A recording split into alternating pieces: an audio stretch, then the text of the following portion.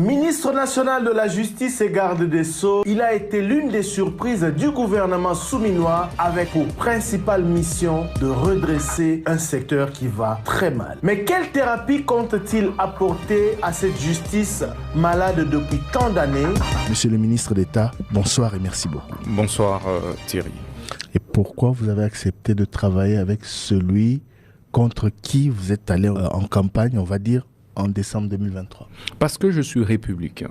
Pour moi, je ne conçois pas l'opposition comme un champ de contradiction personnelle, comme un lieu où l'on devrait déverser de la haine tribale, de la haine ethnique, de la haine personnelle. C'était une contradiction sur les projets, sur les idées. Je ne pouvais qu'accepter pour servir mon peuple, servir le chef de l'État, servir mon pays personnel. Aujourd'hui, vous êtes avec la DIPRO au sein de l'Union Sacrée ou vous restez opposant? Nous sommes de l'opposition républicaine. Et c'est à ce titre que je suis ministre d'État, ministre de la Justice et garde des Sceaux. Mais un opposant ne fait pas partie d'un gouvernement. En effet, il s'agit du gouvernement d'ouverture. C'est possible. Le jour de la nomination, on dirait que c'était de la malchance. Comment vous-même vous l'avez perçu? On lit la première ordonnance, on ne cite pas le nom du ministre d'État à la Justice. Et puis, c'est un tweet qui vient nous confirmer que c'est vous. Le jour de la présentation du gouvernement, je crois que c'était le 12 juin à l'Assemblée nationale, la première ministre commet la même erreur. C'est le président de l'Assemblée nationale, du haut de son perchoir, qui a rappelé qu'elle avait oublié de citer le nom du ministre. Ça vous a fait quoi? Vous savez, ça m'a tout simplement rappelé que le pouvoir est un phénomène métaphysique. Le pouvoir est fondamentalement lié au destin et je ne crois pas au hasard. Ça n'est pas un hasard que cela se soit passé ainsi. Ministre de la Justice, vous êtes celui qui doit manipuler le mieux la Constitution. Vous dites être au gouvernement tout en étant opposant, alors que la loi sur les statuts de l'opposition est claire. L'article 2 dit exactement ceci. Au terme de la présente loi organique, il est à attendre par opposition politique les partis politiques et regroupements des partis politiques qui ne participent pas à l'exécutif et ou ne soutiennent pas les programmes d'action au niveau national, provincial, urbain, municipal ou local. Excellent. Comment vous pouvez être de l'opposition et être dans l'exécutif au gouvernement? Ce n'est pas parce qu'une loi ne dit pas une chose que cela ne s'appliquera pas. Ce n'est pas non plus parce qu'une loi dit quelque chose que cela devra absolument s'appliquer. Et une loi, pour son implémentation, il faut des mesures d'application. Y a-t-il une seule mesure d'application qui avait été prise pour l'application de la loi de 2006 sur le statut de l'opposition politique? Jusqu'aujourd'hui, il n'y a pas de règlement. Ça n'enlève pas à cette loi sa valeur. Et donc, ça n'enlève pas à cette loi. Je dis la même chose. C'est qu'il ne s'agit pas d'une quelconque violation, parce que ce n'est pas l'opposition. L'opposition n'est pas uniforme. Ça veut dire que toute l'opposition ne s'est pas réunie pour pouvoir me proposer au gouvernement. C'est un opposant qui est au gouvernement? Et donc absolument. Mais il est possible qu'un opposant soit au gouvernement. Alors que la loi ne le dit pas, vous dites que c'est normal, malgré que la loi dit ainsi. Vous expliquez, vous ouvrez un arsenal de la pensée juridique pour dire ce que vous avez expliqué. Monsieur Osé Manzanza, votre explication, vous êtes journaliste, je suis juriste. Votre explication par rapport à la loi, qu'est-ce qui passe devant? Vous savez, ce qui tue notre pays, c'est qu'on veut être expert en tout. Monsieur le ministre, ici, on parle... un journaliste peut avoir des notions de droit. Mais laissez-moi vous éclairer. Et en l'occurrence, il ne vous a lu qu'un passage des statuts de l'opposition. Mais c'est ce que je suis en train de vous dire. La loi a ses spécialistes, tout comme la médecine a ses spécialistes. Oui, mais dans les faits ou dans la pratique, dans l'exercice de la politique, comment la DIPRO, votre regroupement politique, va poursuivre son combat dans l'opposition alors que son président est au gouvernement? En fait, je vous comprends.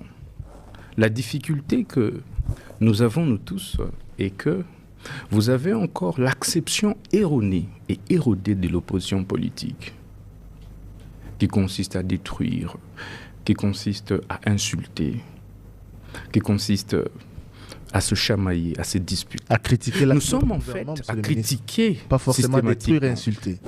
Critiquer l'action du gouvernement. Écoutez, vous n'êtes pas forcément obligé, lorsque vous êtes opposition, de pouvoir critiquer négativement. Vous pouvez aussi critiquer positivement. Nous sommes à un moment assez crucial de notre histoire politique où le Rwanda, l'Ouganda et d'autres pays voisins ont décidé de décimer les Congolais, de faire disparaître notre race, de nous prendre nos terres, de nous prendre nos femmes, de nous tuer. Et face à cela, en fait, il n'y a pas d'opposition et de majorité. Face à cela, c'est plutôt une question de conscience patriotique.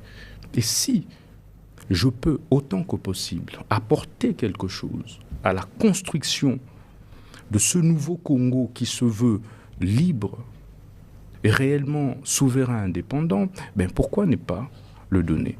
Le donner ne veut pas dire que je deviens membre de la majorité au pouvoir. Le donner ne veut pas dire ou ne fait pas de moi pour autant membre de l'Union sacrée. Et donc reconnaissez ici que le chef de l'État avait, lors de son discours d'investiture devant la nation congolaise, c'était le 20 janvier 2024, promis d'ouvrir son gouvernement à l'opposition politique, à la société civile. C'est à ce titre que vous trouvez qu'effectivement, au sein de l'actuel gouvernement, on a tenu compte des figures de l'opposition et de certaines figures de la société civile. Donc il a tenu parole et je l'en remercie par ailleurs pour ça.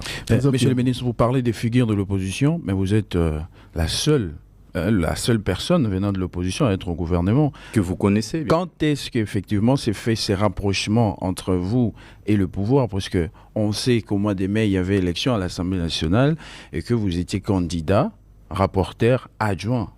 Quelques jours après, le gouvernement sort et vous êtes au gouvernement. Qu'est-ce qui s'est passé? En quel moment vous vous êtes rapproché du pouvoir du président de la République? Non, mais je ne sais pas de quel rapprochement vous parlez. Par contre, à quel moment j'ai été appelé pour intégrer le gouvernement? Mais c'était pendant la période de la formation du gouvernement qu'il y avait un quota que le chef de l'État, son excellence Félix Tshisekedi, avait réservé à l'opposition politique. Et avant la publication du gouvernement, j'ai été contacté pour ce faire. Il y avait déjà un appel de pied, non? Un tweet de Constant Moutamba qui se disait disposé à intégrer le gouvernement, à servir le pays. Besoin il y avait. Absolument. Mais la contradiction, c'est quand Constant Moutamba déclare l'appartenance de son regroupement à l'Assemblée nationale, toujours à l'opposition. Mais absolument. Mais je le dis que nous sommes de l'opposition politique. C'est un gouvernement d'ouverture. Justement, sur les thèmes, pour terminer sur ces thèmes. Dernière question sur ce point. En fait, on sait que la DIPRO, la structure qui vous a accompagné durant l'élection présidentielle, et s'est présentée comme étant la structure qui avait sauvé le processus électoral. Et d'aucuns s'interrogeaient sur cette position par rapport à ce que vous représentez. D'aucuns disaient que vous étiez la DIPRO et l'ensemble des personnes qui vous accompagnaient de faire valoir. Est-ce la conséquence de ce qui se passe maintenant, c'est-à-dire vous êtes au gouvernement suite à ce que vous avez fait en 2023, à sauver la CENI, sauver le processus électoral? Comme je vous ai dit, nous sommes dans le gouvernement d'ouverture à la suite de la promesse que le chef de l'État avait faite à la nation, celle d'ouvrir son gouvernement à l'opposition politique. Et nous avons été contactés et nous avons présenté notre disponibilité à servir notre peuple, à servir notre pays et à servir avec dévouement, loyauté le chef de l'État. C'était plutôt en 2021, si j'ai bonne mémoire. 2021. Alors, on va justement quitter ce milieu politique, même si on va y rester d'une manière ou d'une autre, pour parler du ministre d'État à la justice et garde des Sceaux. Vous arrivez à la tête de ce ministère de prestige à la manière de Constant Moutamba. Le jour de la remise et reprise avec un chien. C'était quoi la symbolique? C'était quoi la signification? Vous savez, le problème majeur de ce pays, comme je n'ai eu de cesse à le dire, repose sur deux choses. La première, c'est le désordre. La deuxième chose, c'est l'indiscipline. Donc si nous voulons redresser les choses, nous devons juste remettre de l'ordre dans tous les secteurs de la vie nationale et remettre de la discipline dans notre agir quotidien. Vous verrez que les choses vont se redresser de soi, les recettes publiques vont se décupler de soi, le développement en fait va être relancé naturellement. Le chien symbolise la discipline. Je veux dire surtout les chiens des races. Symbolise l'ordre. Le chien symbolise la sanction. Est-ce que ça valait la peine? Et donc, ça valait la peine, ce spectacle? La politique, comme vous le savez, se construit sur l'image, sur des métaphores. Une image communique mieux que 1000 mots. C'est des grands penseurs qui ont dit ça. Ce n'est pas moi. Et donc la symbolique d'une seule image, voyant le nouveau garde des Sceaux, avec un chien des races, je pense qu'a tout dit sur la suite des événements. Puisqu'après, vous avez vu, et je pense que nous allons en parler, la discipline et l'ordre que nous sommes en train de remettre dans les secteurs de la justice. Faisons justement un état des lieux de ce secteur. Après ce qui s'est passé à la remise et reprise, vous héritez d'un ministère dont les Congolais attendent beaucoup. Qu'est-ce que vous avez trouvé? Qu'est-ce que vous allez faire pour guérir cette justice, comme je l'ai dit en introduction, que le chef de l'État et de nombreux Congolais disent très malade?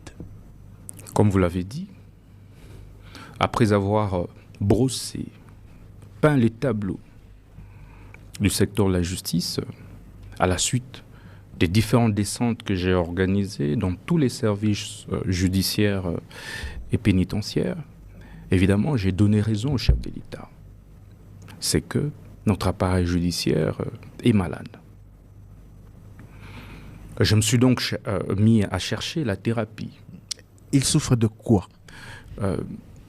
De la corruption systémique et systématique au niveau des huissiers de justice, au niveau des greffiers, au niveau des magistrats, au niveau des juges, au niveau des avocats.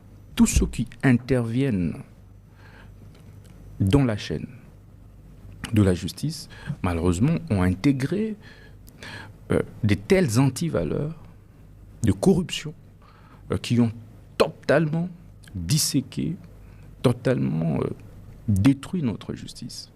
Et donc, par ricochet, tous les secteurs de la vie nationale, parce que seule la justice élève une nation. La justice est la colonne vertébrale de l'État. Et donc, lorsqu'elle est déstructurée, l'État aussi se déstructure. Et donc, j'ai remarqué qu'il y avait effectivement, dans la plupart des cas, des jugements iniques, des arrêts iniques, des bandes, des mafieux organisés, escrocs, pour malheureusement, à chaque fois, détruire le climat des affaires du pays.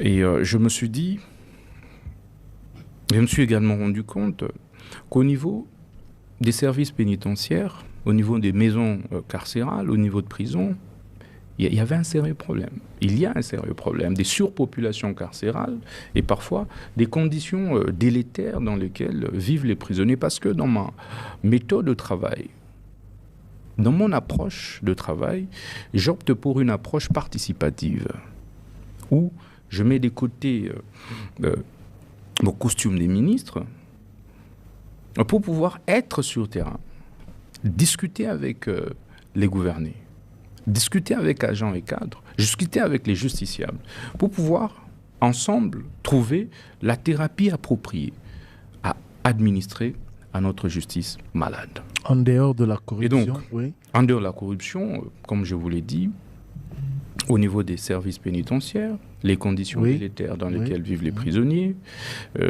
J'ai trouvé les pesanteurs politiques sur certaines décisions de justice, ça fait partie de votre diagnostic? Absolument. Il y a des interférences. En fait, dans la plupart des cas, il y a certains politiques, malheureusement, qui sont des connivences avec certains hauts magistrats, parce qu'il faut le dire, et qui participent à la destruction de l'image de la justice. Parce que lorsque vous avez des jugements qui condamnent des sociétés commerciales, des entreprises publiques au paiement des dommages et intérêts allant jusqu'à des 20 millions, 30 millions, 50 millions de dollars, passant par la formule des astreintes, c'est quand même assez grave, et généralement pour des créances des 10 000 dollars initiales, des 20 000 dollars, des 30 000 dollars. Et donc c'est cette mafia judiciaire qui a créé le climat d'insécurité juridique et judiciaire. Conséquence, c'est que, par exemple, les opérateurs miniers ne savent pas, en réalité, se conformer au code minier. Ça veut dire rapatrier les recettes qui sont obligés de rapatrier au pays. Donc des devises. Nous vous considérons comme un médecin. Lorsqu'un patient arrive et que vous remarquez qu'il souffre de telle maladie, vous devez en connaître les causes avant d'arriver à la thérapie. Quelles sont les causes de tout ce que vous décrivez, de tous ces maux dont souffre la justice congolaise? Comme je vous l'ai dit, c'était juste les désordres et l'indiscipline. Donc la thérapie, c'est juste remettre de l'ordre et de la discipline. Que chaque Congolais, que chaque magistrat, que chaque juge, avocat ou huissier de justice, vérifie fasse son travail. C'est tout. Et donc, du coup, nous allons, après, il faut dire, l'état des lieux que j'ai mené, nous avons lancé un certain nombre de mesures, un certain nombre de réformes courageuses. Entre autres réformes, c'est l'instauration de un peu ce qu'on appelle en droit étranger, en droit comparé, la caution judiciaire. Donc la consignation des frais qui existe déjà dans notre droit a été systématiquement revue, et que donc désormais, pour pouvoir faire condamner une entreprise au paiement de X montant, il faudra être soi-même capable de pouvoir consigner les frais d'un certain pourcentage. Ça veut dire 2% pour toutes les entreprises, toutes les personnes morales de droit privé, et 5% pour les entreprises publiques, services publics et autres. Mais évidemment, il y a des exceptions que nous avons reprises au niveau de l'arrêté interministériel qui a été adopté en Conseil de ministres. L'alerte de notre confrère Stani Boujakira sur les conditions de vie de nos prisonniers, vous l'avez pratiquement rejeté en disant que c'est des vieilles images qui avaient circulé, mais dans les faits, vous êtes quelques jours plus tard allé faire le même constat que lui. D'abord, je n'ai pas attendu que M. Stanis Boujakira, qui est un ami que j'aime bien, puisse publier ces vieilles images, qui sont vieilles. Mais les conditions sont les mêmes. Je n'ai jamais... Vous dites qu'elles sont vieilles. Lui, il a été récemment en prison, vous le savez, puisque vous dites que c'est votre ami. C'est certainement à cette occasion qu'il avait pris ces images, qu'il a balancées. Je n'ai jamais nié l'authenticité des images de Stanis. J'ai simplement remis les choses dans leur contexte. C'est que les images que lui a publiées étaient de vieilles images. Vieilles ou pas vieilles, les conditions sont les mêmes. Là, c'est une autre question. Là, c'est une autre question. Est-ce que les images étaient actuelles ? C'est peut-être à l'auteur de le dire. Le problème, c'est... Par contre, c'est à vous de le démontrer. Par contre, sur quelle base vous dites que c'est vieux ? C'est vieux. Oui. Sur quelle base vous dites que c'est vieux ? Parce que c'est des images que lui-même avait prises lorsqu'il était en détention. Oui, mais il est sorti de prison il y a quelques mois. Mais il n'y a pas de problème, mais c'est vieux. Mais vieux par rapport à... Vieux par rapport à quoi ? Par rapport à l'époque où il était en prison ? Revenons sur l'essentiel. Ne perdons pas du temps à distraire nos auditeurs sur des questions de personnes. La plus grande question, c'est sur les conditions carcérales, de nous prévenus, de nous condamner ici. Vous avez évoqué les conditions carcérales. Quelle est la situation actuelle? La prison de Makala, par exemple, compte combien de pensionnaires? Je le dis que la prison, les conditions ne sont pas réluisantes. Et qu'il faut systématiquement améliorer ces conditions. Je l'ai dit tout à l'heure, que nous sommes en train de prendre des mesures que j'ai même commencé à énumérer. Pour aller vers l'amélioration nette. Donc, apparemment, vous évitez des chiffres, monsieur le ministre. La question de Trésor Kiyombo est claire. La prison de Makala, construite initialement pour accueillir 1500 prisonniers, en compte combien? 15 000 plus. Plus ce que j'ai fait la dernière fois. Nous en sommes à plus ou moins 15 455. Le désengorgement va se poursuivre à quel rythme et vous comptez y maintenir? L'objectif et l'ambition que nous avons sur base des instructions du chef de l'État, c'est de pouvoir désengorger vraiment de plus ou moins la moitié, mais que nous ne puissions plus observer un seul prisonnier qui puisse se plaindre des conditions carcérales. C'est ça l'ambition. Vous savez, nous avons plus ou moins 5 ans. En principe, nous sommes nommés par le chef pour 5 ans. Mais évidemment, il pourrait y avoir des remaniements. Mais nous serons évalués selon les instructions du chef 3 mois après. Ma question par rapport à ce que vous venez d'évoquer était de savoir quand est-ce que la population, pas vous-même, à l'occasion de vos 100 premiers jours, à l'occasion, etc., des 6 mois, etc., quand est-ce que la population va commencer à sentir l'effet Moutamba sur la justice, la thérapie Moutamba sur la justice? Mais la population sent déjà cela. C'est vous qui le dites. Non, mais la population sent déjà ça. Pour preuve. Vous qui le dites. Non, je vous donne un exemple. Je vous donne un exemple simple. Non, monsieur le ministre. Je vous donne un exemple simple. Je viens de désengorger Makala. Je fais libérer combien? 421 personnes. C'est pas ça la population? Encore que la procédure est contestée par des juristes, on ne va pas aller peut-être sur ce débat. S'il vous plaît. Monsieur le ministre, moi, je suis sur la route. Je suis arrêté par un policier qui m'a fait payer une amende transactionnelle à la main. Vous savez comment ça se passe à Kinshasa. Cet argent n'arrive jamais à la caisse de l'État. Et c'est systématique, cette pratique. Pas que sur la route.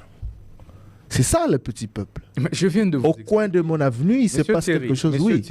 Quand est-ce que cette population-là va refaire confiance à la justice? Mais je le dis que nous venons à peine de finaliser les travaux sur la bancarisation. Je suis d'accord avec vous. Vous avez expliqué ce que vous... C'est un processus. Oui. Nous ne pouvons pas régler le problème en un jour. L'État, en fait, c'est un système.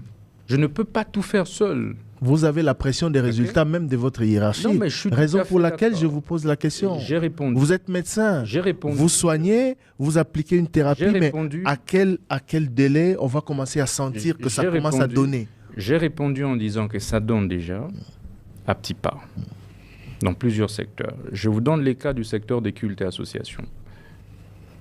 J'ai supprimé l'F92 en exigeant désormais à tous, toutes les églises, toutes les ASBL, de disposer des personnalités juridiques. Je vous informe que les recettes se sont multipliées.